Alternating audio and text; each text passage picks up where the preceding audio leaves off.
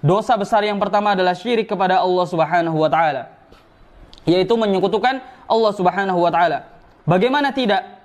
Ya, Allah Subhanahu wa taala yang menciptakan dirinya, Allah Subhanahu wa taala yang membesarkannya, Allah yang memeliharanya, Allah yang menjaganya dari kecil sampai dia besar. Kemudian Allah Subhanahu wa taala yang memberikan kekuatan kepadanya sehingga dia bisa berjalan di atas muka bumi.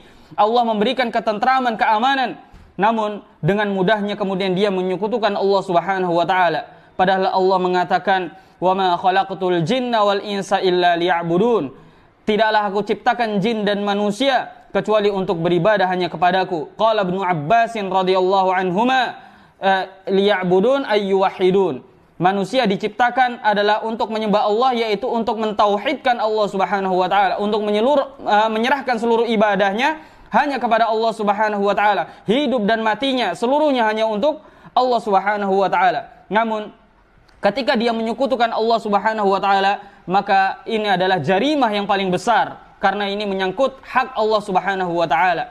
Ya, menyangkut hak Allah Subhanahu wa taala. Jika seandainya manusia disakiti, manusia saling menzalimi, saling menyakiti satu sama lain, ya Allah tidak akan mengampuni dosanya sebelum dia meminta penghalalan, sebelum dia meminta maaf kepada saudaranya. Maka dosa seperti ini aja sudah besar di sisi Allah Subhanahu wa taala, maka bagaimana dengan dosa yang mengambil hak Allah Subhanahu wa taala, yaitu syirik kepada Allah Subhanahu wa taala.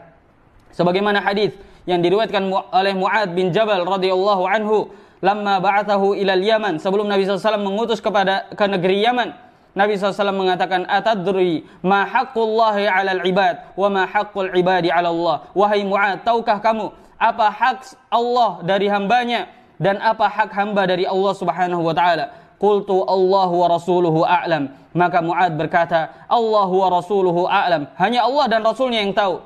Maka kemudian Nabi sallallahu alaihi wasallam memberi kabar gembira kepada Mu'ad, haqqullahi 'alal ibad an ya'buduhu wa la yusyriku bihi syai'a. Hak Allah dari hambanya adalah disembah semata-mata hanya kepada menyembah, yaitu hamba hanya menyembah kepada Allah Subhanahu wa taala semata-mata, wa la yusyriku bihi syai'a, tidak menyekutukan Allah Subhanahu wa taala. Wa haqqul ibadi 'ala Allah, dan hak seorang hamba dari Allah Subhanahu wa taala adalah alla yu'adziba man la yusyrik bihi syai'a, yaitu Allah tidak mengazab orang-orang yang tidak menyekutukan Allah Subhanahu wa taala. Karena menyembah hanya kepada Allah, meminta tolong hanya kepada Allah, menyerahkan seluruh ibadah hanya kepada Allah, ini adalah haknya Allah Subhanahu wa taala.